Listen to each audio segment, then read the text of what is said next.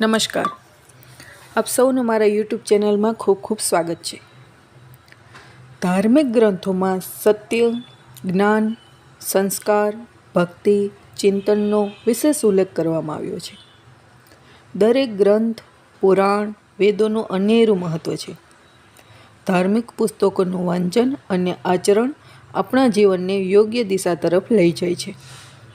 જ્યારે પણ મનુષ્ય સમસ્યા અને દુઃખોથી ઘેરાઈ જાય છે, ત્યારે ધાર્મિક ગ્રંથોનો સહારો લેવાથી દરેક સમસ્યાનું સમાધાન મળી જાય છે. ઈશ્વરે દરેકને બુદ્ધિ અને વિચારશક્તિ આપેલી છે. જીવનની એક એવી કોઈ સમસ્યા કે પ્રશ્ન નથી જેનો જવાબ આપણા પુરાણોમાં ન હોય. ધાર્મિક અને સારા પુસ્તક આપણા હિત મિત્રો છે. તે આપણી જીવન નૈયાને ક્યારેય પણ ડૂબવા નથી દેતા.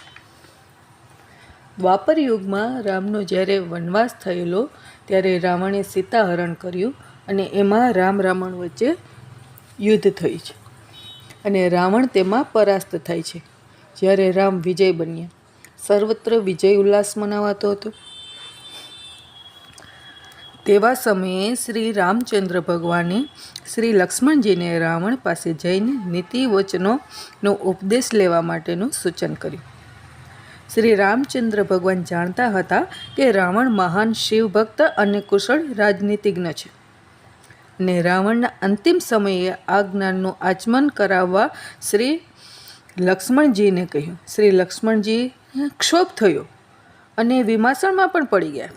પરંતુ ભગવાન શ્રી રામચંદ્રના કહેવાથી શ્રી લક્ષ્મણજીએ રાવણ પાસે જઈને ઊભા રહ્યા અને રાવણને ઉદ્દેશીને કહેવા લાગ્યા કે મને ભગવાન શ્રી રામે આપની પાસેથી બોધ વચનો અને નીતિ વચનો સાંભળવા મોકલ્યો છે. આપ મને આપના જીવનમાં અંતિમ સમયે આ નીતિ વચનો સંભળાવો. રાવણે ત્યારે કાંઈ જવાબ ન આપ્યો, પરંતુ લક્ષ્મણજીએ બીજી વખત આ જ વાતનું ફરીથી પુનરાવર્તન કર્યું. ત્યારે રાવણે આંખ ઊંચી કરી શ્રી લક્ષ્મણજી સામે જોઈને કહ્યું કે આપ મારી પાસે નીતિ વચનો સાંભળવા આવ્યા છો, તો આપે જેની પાસેથી જાણવાનું હોય કે શીખવાનું હોય તેની પાસે નતમસ્તકે હાથ જોડીને ઉપદેશકથી નીચે બેસવું જોઈએ. જ્યારે તમે તો મારી સામે ઊભા નીતિ વચનો સાંભળવા માગો છો. તમે જાણો છો કે હું અત્યારે જમીન ઉપર ઘાયલ થઈને સૂતો છું. આવી અવસ્થામાં તમે મારી પાસેથી શું આશા રાખી શકો છો? શ્રી લક્ષ્મણજીને પોતાની ભૂલ સમજાઈ ગઈ. રાવણનું મસ્તક થોડુંક ઊંચું ગોઠવ્યું અને રાવણના પગ પાસે હાથ જોડી અને બેસી ગયા અને ફરીથી પોતાના ભાઈશ્રીનું રામનું કહેવું સંભળાવ્યું. રાવણ ગદગદિત થઈ ગયો અને રાવણે જે બોધ વચનો, રાજનીતિના નિયમો, ઉપદેશ સંભળાવ્યો તે રાવણના અંતિમ વચનો હતા અને તે સમસ્ત માનવજાત માટેના સોનેરી નિયમો હતા. રાવણે શ્રી લક્ષ્મણજીને પોતાની વાતનો આરંભ કર્યો અને કહ્યું કે આપના ભાઈ શ્રી રામ તો ખૂબ મહાન છે, પ્રાણી માત્રના આરાધ્ય દેવ છે, મર્યાદા પુરુષોત્તમ ભગવાન છે. આ હું પ્રથમથી જ જાણતો હતો, પરંતુ મારી સદગતિ ભગવાન રામચંદ્રના હાથે જ લખાયેલી હતી. પ્રથમ તો હું મારા ઈષ્ટદેવ શ્રી ભગવાન શિવને વંદન કરું છું અને તેમની પાસેથી જે નીતિ વચનો સાંભળવા મળ્યા હતા તે હું કહીશ. ત્યારબાદ મારા જીવનમાં જાણેલા, અનુભવેલા અને અનુભવોનું ટૂંકાણમાં બયાન કરીશ. સમય ઘણો ઓછો છે, જેટલું જ્ઞાન આપી શકાશે તેટલું આપવાની કોશિશ કરીશ. તમારા ભાઈ શ્રી રામની ખૂબ મહાનતા છે. તમને મારી પાસે મોકલ્યા અને મારો ઉદ્ધાર કર્યો. આવી રીતના પછી રાવણ લક્ષ્મણજીને નીતિ વચનો કહે છે. રાવણે કહ્યું કે લક્ષ્મણજી, પ્રથમ તો તમે મારી પાસે આવ્યા અને મારી પાસે ઊભા રહ્યા. તેમાંથી આ વાત જાણો કે જેની પાસેથી આપણે કોઈ પણ જ્ઞાનની વાત સાંભળવાની હોય કે જ્ઞાનની પ્રાપ્તિ કરવાની હોય તો જ્ઞાનીના ચરણ પાસે નમ્ર થઈને બેસવું જોઈએ અને નમ્રતાપૂર્વક વાત સાંભળવી જોઈએ. તો જ જ્ઞાની પોતાના જ્ઞાનનું સર્વ નિચોડ રજૂ કરી દે છે. ચાહે એ ભલે સામેવાળો વ્યક્તિ શત્રુ જ કેમ ન હોય. દરેક માનવે વહેલી સવારે સૂર્યના ઉદય પહેલાં ઉઠવું જોઈએ અને પથારીમાં ઉઠીને પ્રથમ પોતાના ઈષ્ટદેવનું સ્મરણ કરવું જોઈએ. ઘરના વડીલો પર આદરભાવ રાખવો જોઈએ અને તેમની સેવા કરવાની ભાવનાવૃત્તિ રાખવી જોઈએ. વહેલી સવારે ઉઠી શ્રી સૂર્યનારાયણ ભગવાન સામે કોગળા કરવા જોઈએ નહીં, થૂકવું નહીં, તેમજ એમની સામે હાજતમૂત્રની ક્રિયા પણ ન કરવી જોઈએ. વહેલી સવારે અને સાંજે સંધ્યા સમયે મંદિર તરફ પગ રાખીને ન બેસવું જોઈએ. આનાથી આર્થિક અને શારીરિક તકલીફ આવે છે. પછી રાવણ કહે છે કે હે લક્ષ્મણ, શત્રુને કદાપી નાનો નહીં માનવો. આગને અને પાણીનો કદાપી નાના ન ગણવા જોઈએ. આગની નાની ચિંગારી મોટામાં મોટા નગરોને સાફ કરી નાખે છે. હનુમાનના પૂંછ ઉપર લગાડેલી નાની આગે આખી લંકાને ભસ્મીભૂત કરી નાખી હતી. આંગણે આવેલા અતિથિ અભ્યાગતને અન્નદાન આપવું. જો આની અવગણના કરે તો આવનાર આગંતુક પોતાની પુણ્ય લઈ જાય છે અને પોતાનું દારિદ્ર્ય આપતો જાય છે. હે લક્ષ્મણ, પોતાના જન્મ દિવસે, જન્મ નક્ષત્ર વખતે કે પછી વાર તહેવારે અમાસે શ્રદ્ધા અનુસાર દાન ધર્મ કરવો જોઈએ, જેથી પોતાની મનોકામના પૂરી થાય છે અને આવનારા સંકટો દૂર થાય છે. હે લક્ષ્મણ, નદી કિનારે, તળાવના કિનારે, મંદિર પાસે, તીર્થની જગ્યામાં જે વ્યક્તિ મળમૂત્રનો ત્યાગ કરે છે તે પોતાના જીવનમાં અનેક સંકટોનો સામનો કરે છે. માટે આ જગ્યાએ ગંદકી ન કરવી જોઈએ અને પવિત્રતા જાળવવી જોઈએ. સંધ્યા સમયે ઘરમાં ઝાડુ પોતું ન કરવું જોઈએ. સંધ્યા સમય શ્રી લક્ષ્મીજીના આગમનનો હોય છે. તેવા સમયે હાથમાં ઝાડુ અને પોતું જોવાથી લક્ષ્મીજી આ જોઈને બહારથી જ વિદાય લઈ જાય છે. તાંબાના પાત્રમાં ભોજન કરે અને જો ભોજન અશુદ્ધ કરે તો સંકટોનો સામનો કરવો પડે છે. તાંબુ પવિત્ર ધાતુ છે અને એનો શુભ પવિત્ર કાર્યોમાં ઉપયોગ કરવો જોઈએ. સવારે તાંબાના પાત્રમાં જળ ભરી તેનાથી સ્નાન કરવું જોઈએ, તેમજ તાંબાના પાત્રનું જળ પીવું જોઈએ. એક જ થાળીમાં બે વ્યક્તિએ કદી પણ સાથે ભોજન ન કરવું જોઈએ, કારણ કે સાથે ભોજન કરવાથી પૂર્વજન્મના અલગ અલગ સંસ્કાર અને અશુભ સંસ્કારો વારસા તરીકે એકબીજાના ભોજન દ્વારા અંદર આવે છે અને વ્યક્તિનું પતન થાય છે. ઘરમાં તૂટેલો પલંગ, ખાટલું તેમજ તૂટેલા વાસણો ન રાખવા જોઈએ અને જો એ વાસણોનો ઉપયોગ કરવામાં આવે અથવા તો તેમાં ભોજન કરવામાં આવે તો ઘરમાં દારિદ્ર્ય આવે છે. બીજાને પોતાના ઘરમાં શયનખંડમાં પથારી પર બેસાડવા નહીં કે સુવડાવવા પણ નહીં, તેમજ પોતાએ બીજાના ઘરમાં બીજાની શયન પથારી પર ન બેસવું જોઈએ. કદાચ જો આવી સમસ્યા ઊભી થાય અને તકલીફ થતી હોય તો શું કરવું જોઈએ? તો તેના માટે પણ રાવણે કીધું છે કે જો કદાચ એવા સંજોગો ઊભા થાય તો એના ઉત્તરમાં એ છે કે એ માટે શયનની જે સૂવા માટેની પથારી છે તેના ઉપર બીજી ચાદર બિછાવી દેવી જોઈએ, તો તેનો કોઈ પણ દોષ નથી લાગતો. સ્નાન કરીને તરત જ પલંગ ઉપર ન બેસવું જોઈએ. તો સ્નાન કર્યાનું મહત્ત્વ નથી રહેતું.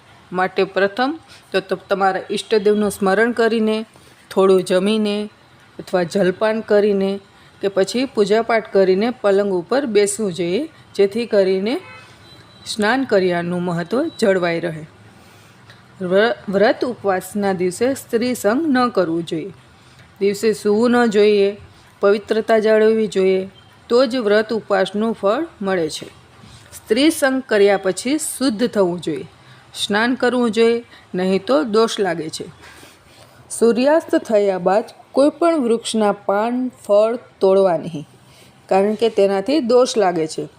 તીર્થમાં જળમાં સ્નાન કરવા માટે જતી વખતે ઉઘાડા પગે જ જવું જોઈએ. પગમાં પગરખાં પહેરીને જવાથી તીર્થનું અપમાન થાય છે અને તીર્થનું ફળ મળતું નથી. તલનું દાન ઉત્તમ દાન છે, માટે તલનું દાન અવશ્ય કરવું જોઈએ. કોઈના આપેલા તલ ખાવા જોઈએ નહીં. એવા સમયે લક્ષ્મણ સામે પ્રશ્ન પૂછે છે કે આમ થઈ જાય તો એનો શું ઉપાય છે? તો રાવણે કહ્યું કે એવા સમયે તલ પાછા અનુકૂળતાએ દાનમાં આપી દેવા જોઈએ અને તલનું દાન કરી દેવું જોઈએ. સૂતી વખતે પલંગની છાયા પોતાના પર પડે તો તેનો દોષ લાગે છે. સંકટનો સામનો કરવો પડે છે અને મનમાં હંમેશા ઉચાટ રહ્યા કરે છે. દક્ષિણ દિશા તરફ કદી પણ પગ રાખીને સૂવું નહીં જોઈએ.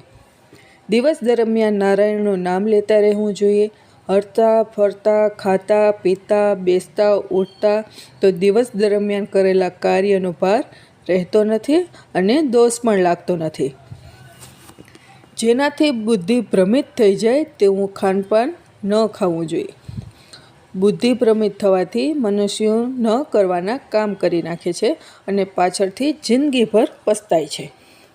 પોતાના થયેલા અપમાનની વાત તેમજ પોતાની ગુપ્ત વાત કોઈ આગળ પ્રગટ ન કરવી જોઈએ.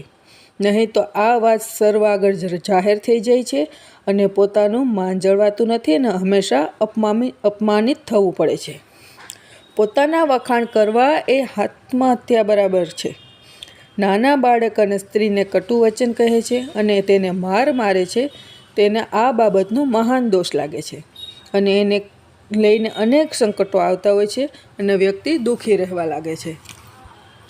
જે મનુષ્ય કોઈને મારવાનું કે અહિત કરવાનો વિચાર કરે છે તે હંમેશા દુઃખી થાય છે. જે મનુષ્ય પોતે બધાની વચમાં એકલો ખાય છે અને બીજાનો ભાવ પણ નથી પૂછતો તેવા મનુષ્ય દોષિત કહેવાય છે. જે મનુષ્ય રજસ્વલા સ્ત્રી સાથે મૈથુન ક્રિયા કરે છે તે દુઃખી થાય છે અને અનેક રોગો થાય છે. રજસ્વલા સ્ત્રીના હાથનું ભોજન ખાવાથી આ જન્મના વ્રતો ઉપવાસનું તપ ક્ષીણ થઈ જાય છે. માટે રજસ્વલા સ્ત્રીથી દૂર રહેવું હિતાવહ છે.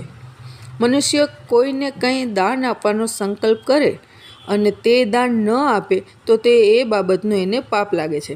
માટે ખોટા અહંકારમાં લઈ અને દાન આપવાનો સંકલ્પ ન કરવો જોઈએ. મિથ્યાવાણી, અહંકાર કરવો નહીં અને ખોટી સંગત કરવી નહીં.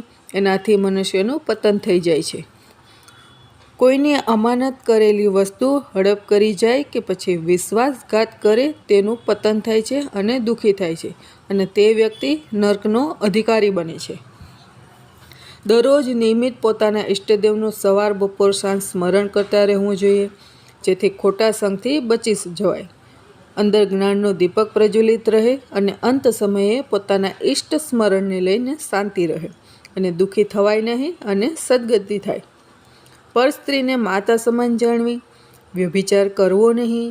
પર સ્ત્રીના વિચાર કરવા માત્રથી માનવનું પતન થાય છે, જેનો દાખલો તમારી સામે છે. માનવે અહંકાર કરવો જોઈએ નહીં. જે આજ છે તે કાલે રહેવાનું નથી. આ ધરતી ઉપર કેટલા રાજા મહારાજા આવ્યા, દરેકના અંત નિશ્ચિત છે. એ વાતનો સતત ખ્યાલ રાખવો. અહંકારી વ્યક્તિ પોતાનું સર્વસ્વ ગુમાવી દે છે અને અંતે દુર્ગતિ થાય છે. પોતાના શરણમાં આવેલાનો ત્યાગ કરવો નહીં. બની શકે તો રક્ષણ કરવું. પોતાના ગુરુનો કદી અનાદર ન કરવો. એમની આજ્ઞાનું પાલન કરવું. એમાં જ માનવીની ભલાઈ છે. માનવે પોતાની પાછલી અવસ્થામાં પ્રભુ ભજન જરૂર કરવું જોઈએ અને પોતાનો વ્યવહાર ચોખ્ખો બનાવી દેવો જોઈએ. માનવે પોતાના ઘરની પાસે આંબલી અને પીપળાનું ઝાડ ન વાવવું જોઈએ, કારણ કે આંબલીના ઝાડ પર મલિન આત્માનો વાસ રહેતો હોય છે અને પીપળો પવિત્ર ઝાડ હોવાથી રાખી શકાય છે.